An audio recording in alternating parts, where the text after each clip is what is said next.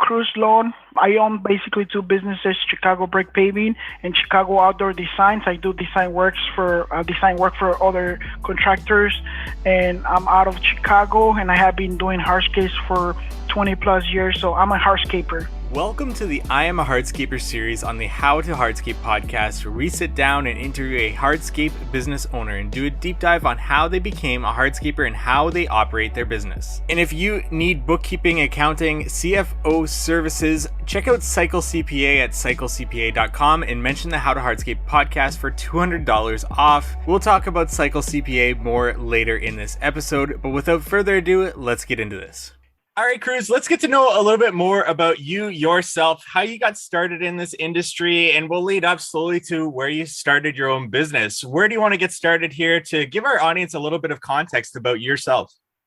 Let's start from the beginning. As you guys know, English is my second language. So I came to the States when I was 14 years old. So I worked for another company while I was in high school. And when I graduated basically from high school, I started my own business. I graduated in 2002. I worked for another company here and there. And I started my own business back in 2005. So I have been doing this for my own business for 17 years. But, I have been in the hardscape industry for 20 plus years. So. Nice. That's amazing. Wow. 20 plus years. So you must have seen a lot of changes since you started in the industry. Yes. Any major talking points in terms of those changes that you've seen as you've been in the industry for 20 plus years here? I think the main thing here for me was like the networking.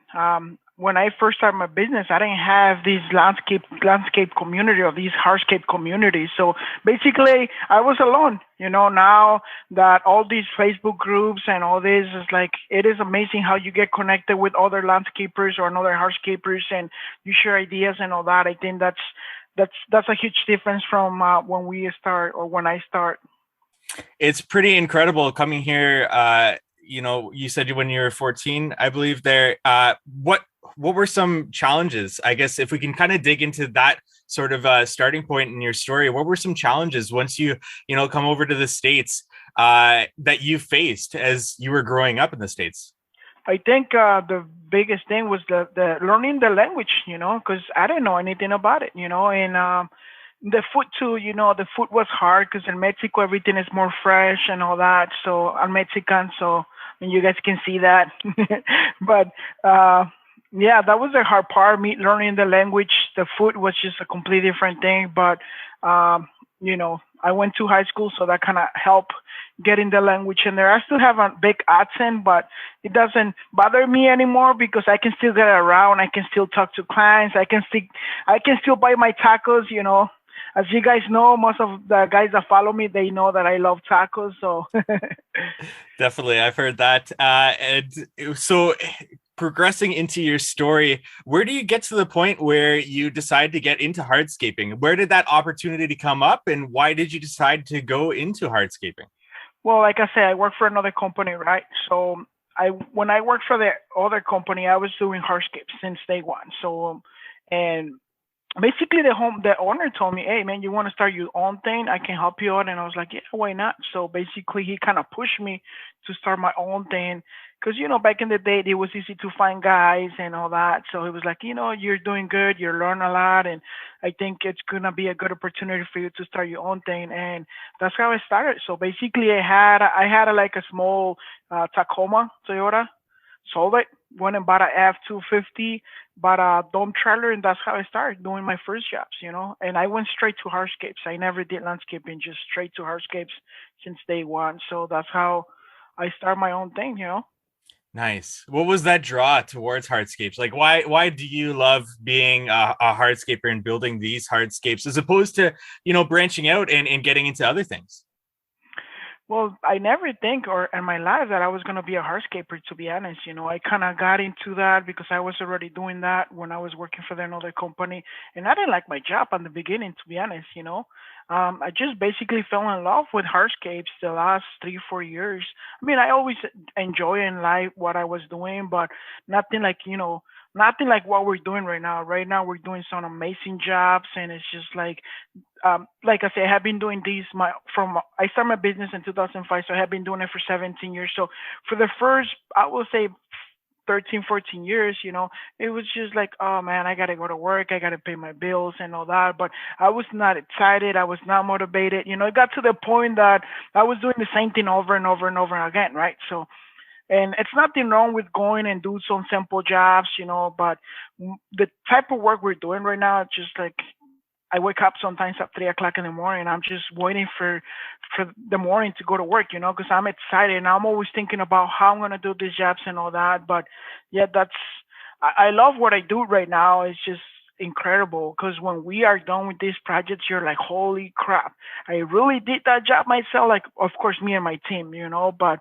that's the best part when we are completely done with the project. Yeah, I can totally empathize with that. I actually have talked about this on the podcast, but I started my business as a lift and relay business, and it got to like year 2, year 3 of doing that, and I was just totally burnt out, hated it, Yeah, and then made that yeah. switch to that design build space where I could actually run with my creativity, which it sounds like you have a very similar story in that sense, where you just were done with what you were previously doing. What flipped that switch for you? What was it that made you get into more of that space where you're building these amazing outdoor spaces? How, first off, what flipped that switch for you, and how did you start to get clients for that?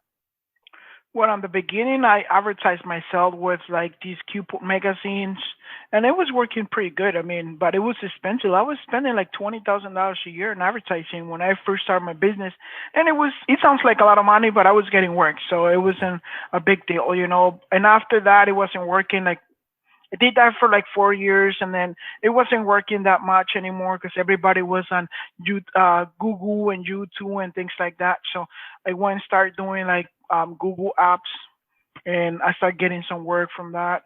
But I haven't done any advertising the last 3, 4 years. It's basically just repeating clients, referrals, and now I do work for a designer. So we work together. We do a lot of work together, and I really don't have to advertise anymore. But yeah, that's pretty much how I did it.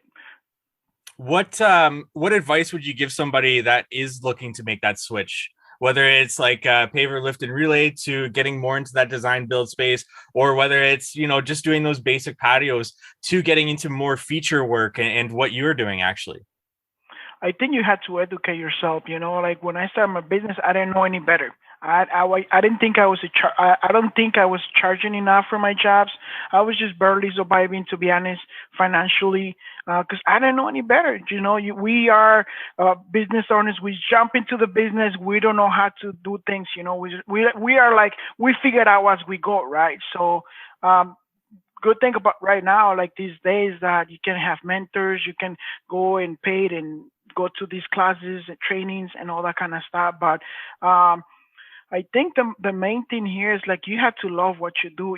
Like if there's these guys that they're doing hardscapes like sample patios or like smaller jobs, and they want to jump into like these amazing projects and all that, don't do it for the money. To be honest, don't do it for the money. Just do it because you really want to do it, and things just gonna like they're just gonna fall in place.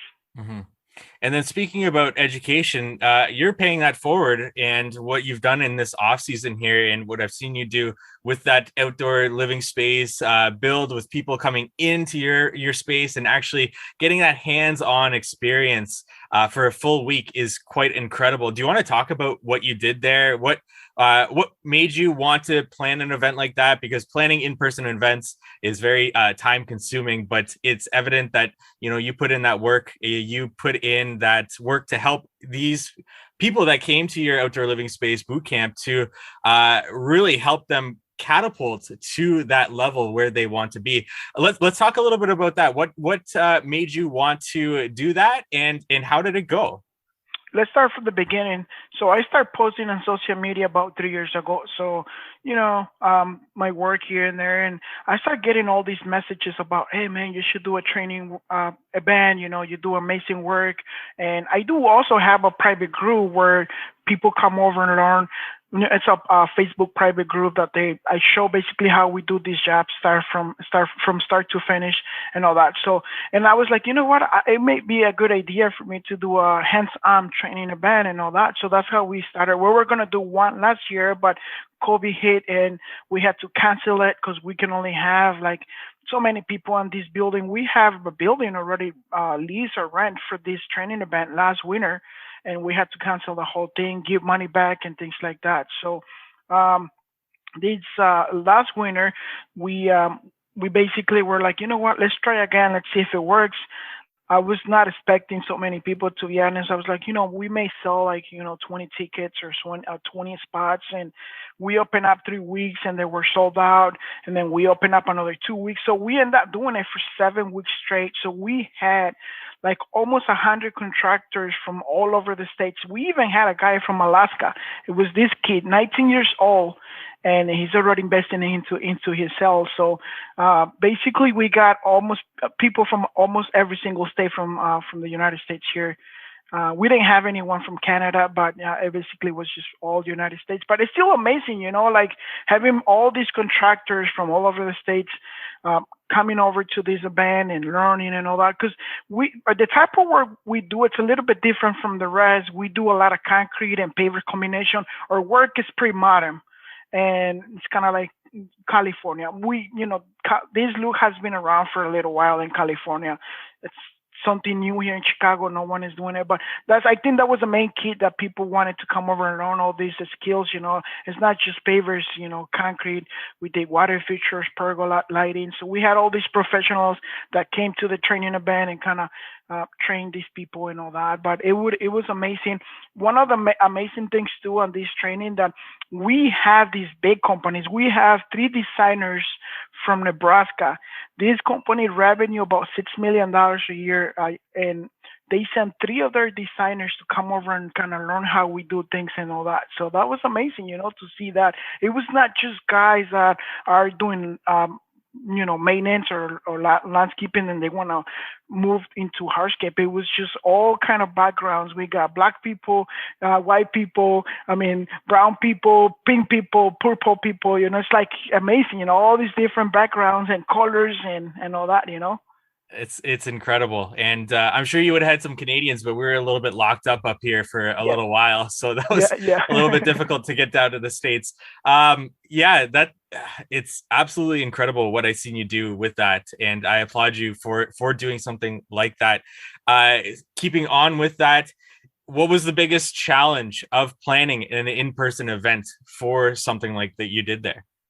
It was a lot of work because, as you guys know, I do all hardscapes, and I was busy doing my hardscapes, and we work all the way to Christmas. And the first training event was January 10th. So after I finished my hardscape season, we got ready. So I don't know if you saw some of the pictures, but we usually build like a fake house on this warehouse, and we copied this idea from Aquascape because they do have these sandbox. And basically it was the same concept, but the house that we built on the warehouse was basically modern, because that's basically what we do. But yeah, so we had 2 weeks to get everything ready before the first class, and it was a lot of work. We had to get everything ready and all that. But we had a lot of sponsors like Unilag, Pay Tools, Aquascape, Permatch, and all these sponsors that kind of help getting things ready and all that. So, but yeah, it was a lot of work to get things ready for this. Are you going to do it again next year? We are. Usually, we are talking to our sponsors again, and they want to do it again. We're going to probably find a bigger spot, bigger warehouse, so we have more space and all that. We'll still want to keep it small because the way we did it, we want to have around 12, 14 people per week. It was basically the whole week for the training because we want to have the hands-on, we don't want to have so many people. So even that we're looking to get a bigger building or a bigger spot or space, we still want to keep 12, 14 people for that training so people can get their hands on, And another thing too, this training was not just hands on how to do outdoor living spaces. It was how to sell, how to design. So Mondays was I partnered out with Dwayne and Josh. They're designers and they do have their own businesses too. So they were doing the design and the sales on Mondays class, and then I basically took over on Tuesdays and Friday for the bill. And Saturday was the reveal, so that we get to take pictures and all that. I also partnered out with Nels Peterson. He's a lighting expert. He works for Sterling Lighting, so he came every Thursday, every week, and kind of talked to about lights, how to install them, how to sell them, and all that. So we also partnered out with Wes. He's out of Pennsylvania. He does Synced Up. He has a Southwork company, so he basically talk about numbers and educate the guys about numbers and all that. And I think that's the main key too, because most of us business owners, we think we're making money on these jobs or on the business, and on the end of the year, it's like, holy crap, I don't have any money on the bank account. So I think the most important thing is not just being the best hardscaper, but knowing your numbers, because if you're not making money, what's the point? Absolutely. I couldn't have said it better myself. Cruz, where can our audience go to learn more about this if this is what they're interested in going next year? When will more information come out about registering and all that? So it's basically craftsloan.com. All my information is there, or they can find me on social media. I do also have a private group that it's a Facebook private group that I show how we do our jobs and share my numbers. That way people get to know how to charge and things like that. But yeah, it's they can find me on social media pretty much.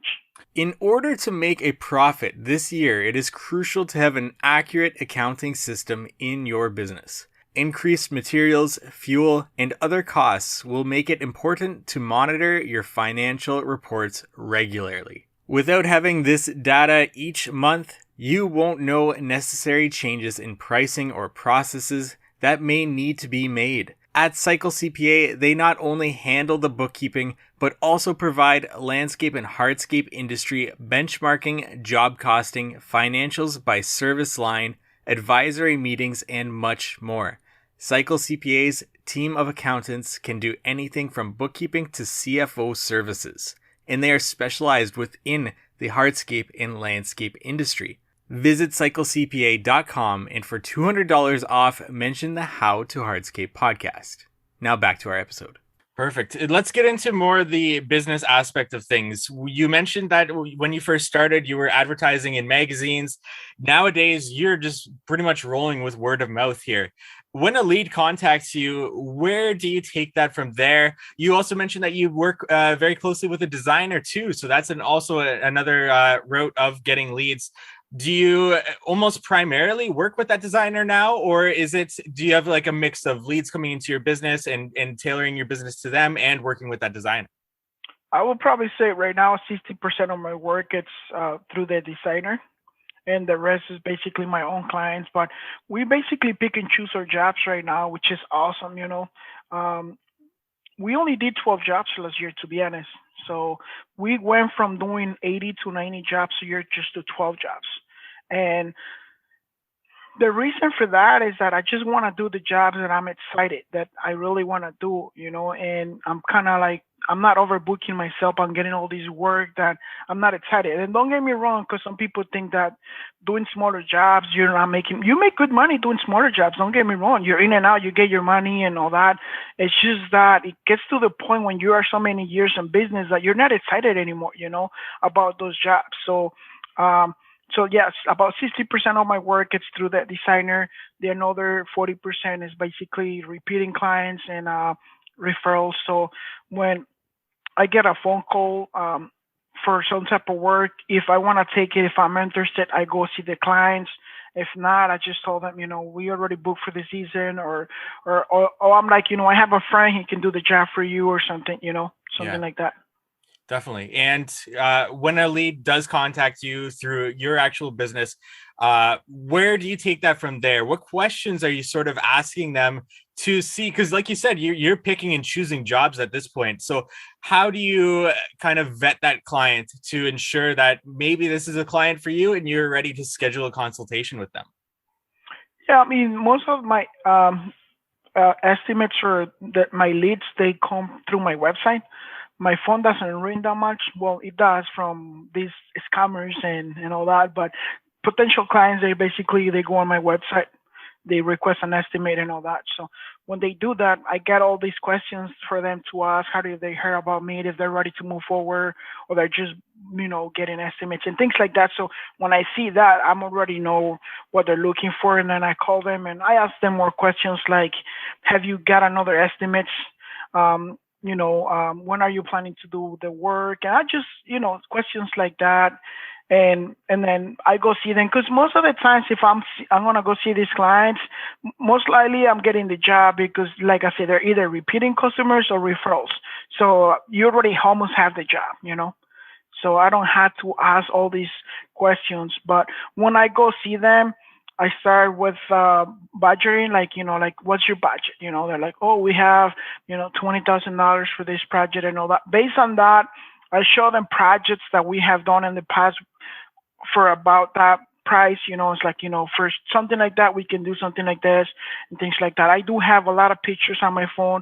I used to carry a tablet, but I have a Note 10, so it's pretty good size. And I have all these folders of jobs, so it's easy for me to show them.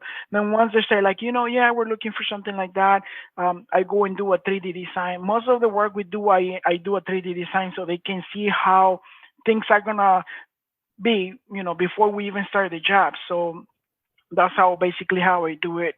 So I told the client it's gonna be about $500 for the 3D design.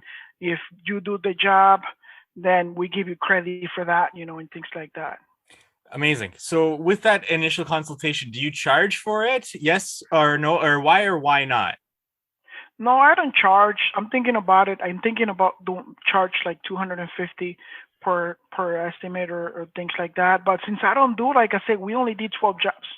So from those 12 jobs, I got maybe 7 jobs from this designer that I do work for. So I'm not really driving around all the time getting all these estimates. So it's like I just talk to them over the phone. If I'm interested, I go see them. And like I said, most of the times, or I'm getting the job because it's a referral or it's a repeating customer. So Yeah, I love asking people that question because everybody has their own reasoning behind that. I still don't charge it personally in my business either for the same kind of reasons as well. Uh, with going from doing so many jobs per season to doing just 12 jobs per season, that must free up so much time in planning, in logistics, in all of that, right? Like, can you talk about how much that has kind of improved your business, if any? I think the biggest part for me, since I have been doing this for a long time, and I worked 7 days a week before, and I do have a family. I got my kids, I got my wife. I think the main key for me that only doing less work or only 12 or a few jobs a year that gives me the freedom to spend more time with my family. Like I get to take my kids to school, which I didn't have the time for that before. I get to go pick up my kids from school, not every day, sometimes, and I will get home around 5, 6 o'clock, which I get to spend a little bit more time with the family because it gets to the point in life that it's nice, you're making money, you're growing your business and all that, but your family is the most important thing. That's how I see it now. I'm 38 right now, and things are changing. I don't know why, but the way I see life is different from what I saw the life before, or the way I see it before. Yeah, absolutely. With And with equipment wise, it's easier because I can just go. We have a lot of equipment. I don't have a lot of guys. Basically, we are 5 guys, including my. I'm six. Basically, I have a CDO driver and I got 2 main crews. So basically, I got 5 guys and myself. So we are 6 guys. That's all I have. So we do have a couple excavators. We got skid loaders. We got buggies. We got all the equipment. Equipment for us is not an issue. So I take all this equipment to these jobs, and my guys go to these jobs, and it's just kind of nice because I don't have to be moving equipment like almost every day. When I was doing like 80, 90 jobs a year, I had to move all this equipment almost every day to all these jobs. And like I say, it was good. I mean, we were making money. It's not that's not the issue. But by having these bigger jobs, I can leave this equipment for weeks on that job, and we don't have to move around all that equipment. Saves a Definitely. lot of time. Oh yeah, absolutely. With that being said, what's your kind of role in the business right now in a day-to-day aspect? Are you with two crews out there? Are you on site with one crew one day and kind of flip-flopping where you see fit, or like what's your role in the business as the business owner? I go and check the two jobs. If we got two jobs going on at the same time, like so maybe a crew already have work enough for the whole day, so I go in the morning and check another crew and kind of like tell them what I need to get done for the date. And then I still like to get my hands dirty. I don't know, man, like a lot of people are like, you have to pull yourself away from the jobs, you have to let the guys, your guys let do the work. I'm just like, I don't know, I just enjoy what I do, and I still jump on the excavators, I still put pavers down, and I just love it. So I work basically for a little bit on a job, and I move to another job and back and forth pretty much.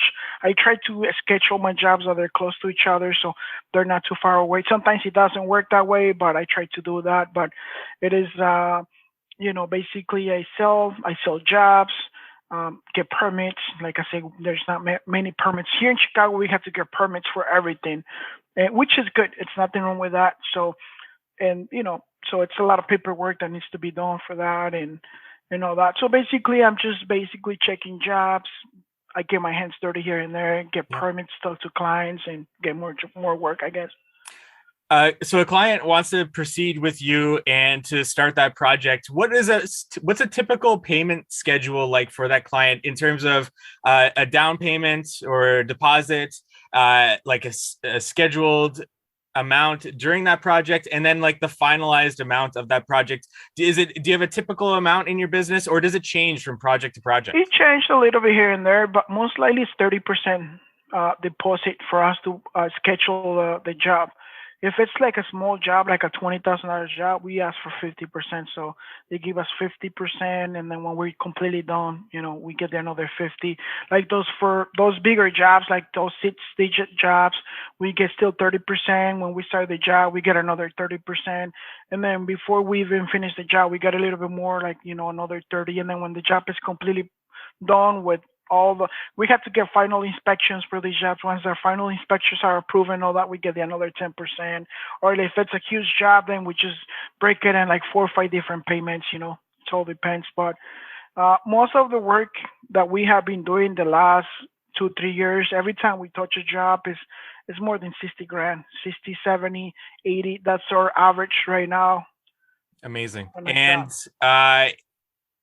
I like to ask this question right after that question, because a lot of the times the answer has to do with payments or dealing with clients. And that's a horror story in your business. You've been in the industry for 20 plus years.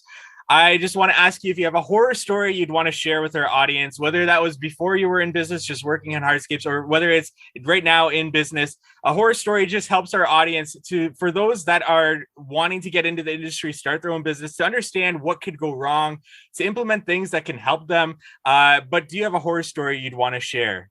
Oh yeah, of course. I did a lot of work for this builder. So he basically went out of business, and I got screwed with like 20 some $1,000 that I didn't get paid.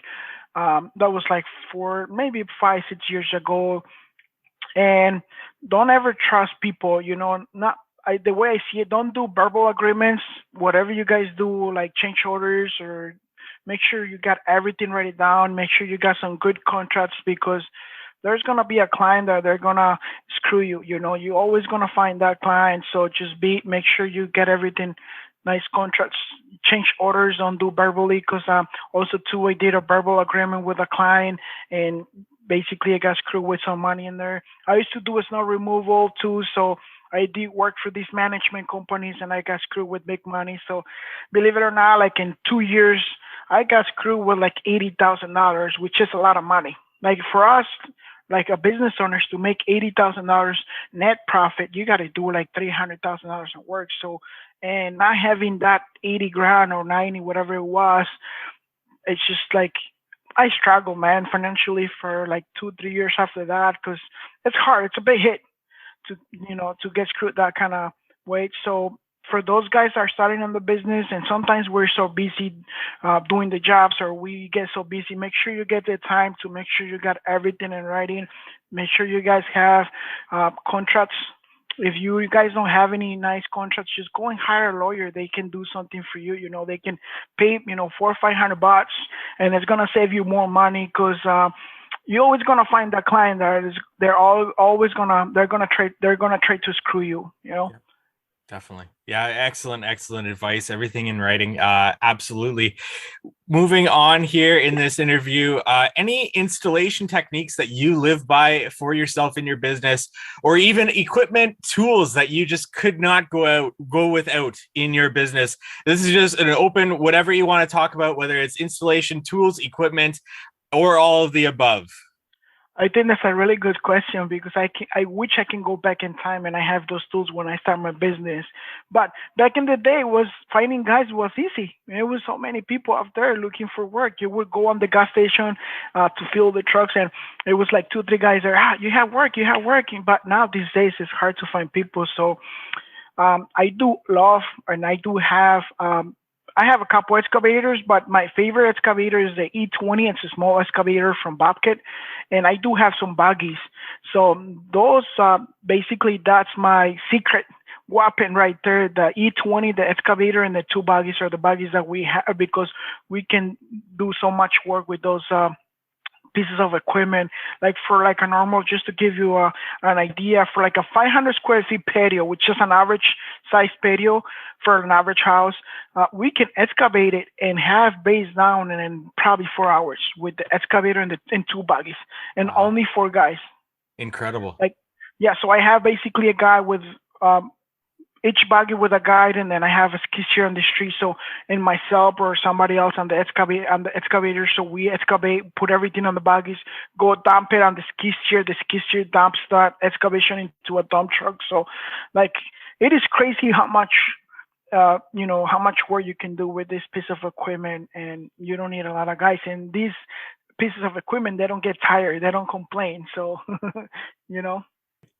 So my question with that is, if you're just starting out and you have enough budget for, say, a mini skid steer or a mini excavator and a buggy, which would you choose? Excavator all day long. Excavator and buggy? Yeah. Excavator, basically. I told the guys, I have a private group, like I say, a Facebook private group. I even told these guys that are on this group, if you guys don't have the equipment, go rent it. You don't have to own it. You maybe do, when you first start doing hardscapes, maybe you do 3 hardscape jobs per season and things like that. It's not worth for you to own these pieces of equipment. Like equipment right now is so expensive, it's not even available anyways. You have to wait months or a year to get equipment right now. But just go rent it. It's always cheaper. Just put it into your beat. Don't kill yourself. Because I do have a friend here. I'm not gonna mention his name. He's still old school. He's old school, and as much as I want to talk to him about that, he still excavates like wheelbarrows and shovels, jobs like, come on. I told him, like, just go rent even a dingo or something, like a mini skid steer. It's like, no, it's too much. $300 for rentals. Like, come on, but it's costing you more for the excavation. Think about it. You got 4 guys excavating and putting base down for 2 days. Do the math. It's costing you more money. Just go rent it, just go rent the equipment. So, but yeah, the one thing that I like about the E20, us answering your question, you can do a lot of things. It's not just for excavating patios. We use it for pulling bushes, removing timbers. We do drainage work.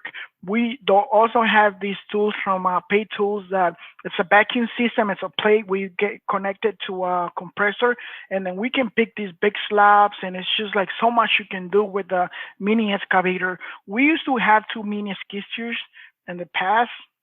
And when I first bought my first excavator, which it was the E20, the mini skid steers were sitting on the shop for 2 years doing nothing because we love the excavator so much. And it's like, I'm just going to sell them. There's no reason for me just to have these 2 pieces of equipment just sitting on the shop because we don't use them anymore. But yeah, that's why I love excavators. Definitely. Absolutely. Cruz, as we come down to the close on this interview, 2 more questions here. One, do you have anybody you want to give a shout out here? whether that's online, offline, people that you look to for inspiration, people who have helped you along the way, anybody that you want to have, take this moment to just give a shout out on this podcast. There is, I don't remember his last name, but he's out of Michigan. And I look up to this guy because I'm not because he has a big company. He has probably about 100 employees. He's pretty big. I'm going to mention his name here shortly. But because I'm not after the money anymore. Of course, we'll still got to make money because we got to pay bills. It costs money to be in business, right? But he's basically have a big business, but the business is not running him. The business is basically running by itself, and he got the time. Every time I see a post from him, he's doing something with the wife, with the kids. He goes on the weekends, like a quick little getaway and things like that. That's what I want in my life. I want to have the freedom that I can spend time with my family. My goal in life is not to have 20 trucks, 100 employees. I mean, I don't think it's going to happen, but that's not my goal. My goal is to basically have the freedom and the financial freedom to spend more time with the family and things like that. So I don't remember his last name, but he's out of Michigan. I think it's Atlas Outdoor, and his name is Sam. Hopefully he watched this video. I don't know if you know him. It's a pretty good sized company. Yeah, I actually don't. Atlas? Yes, Atlas Outdoor Living or something like that. He's I'll out have of to check him Michigan. out. Yeah, absolutely. Yeah. Incredible. My final question to you, Cruz. What's one thing you know now that you wish you knew from the very beginning? Whether that's something you know now that you wish you knew from just getting into hardscapes from that very initial moment and working for somebody else, or whether that's when you first started your business. But what's one thing you know now that you wish you knew from the very beginning? I think pre-qualifying clients. So I'm not wasting my time, because I used to do 3-4 estimates after work, just driving around, spending all this money on field, chasing all this work that I wasn't getting, So I think you have to pre-qualify your clients. You have to ask a lot of questions, so you're not wasting your time, because there's a lot of clients that they have no idea how much things cost. And I'm guilty, because, I know some guys, they're just starting their business. They want to go see all these clients and try to get all this work, but it's nothing wrong with just asking questions, make sure, these clients have the money, or they're ready to move forward on these jobs. Because some people, like I said, some clients, they have no idea how much things they cost, and they're just wasting your time. So yeah, so that's the main key, right now, like I said, I pre-qualify my clients by asking a lot of questions and all that. So I'm not really wasting all my time driving around doing estimates or quotes that I'm not going to get the work, Excellent advice here and throughout this episode. Cruz, thank you so much for your time and joining us here today. Yeah, no, thank you for inviting me. Once again, we've talked about it at the midway point of this interview, but where can our audience one more time go find out more about you, what you've got going on over there? So basically, they can go find my website, which is cruxloan.com, or Cruxloan on social media. They can just search everywhere. Cruz, thanks so much. Yeah, no problems. Thank you for listening to today's podcast episode. Go check out Cruz on his socials, wherever you can find him, and thank him for joining us on today's episode. And once again, if you're in need of bookkeeping, accounting, CFO services, check out Cycle CPA at cyclecpa.com. Mention the How to Hardscape podcast. Get your $200 off there. And once again, we'd love it if you subscribe to our podcast. Left us a rating and review wherever you can on Spotify, Apple Podcasts, and we look forward to meeting with you next week on the How to Hardscape podcast.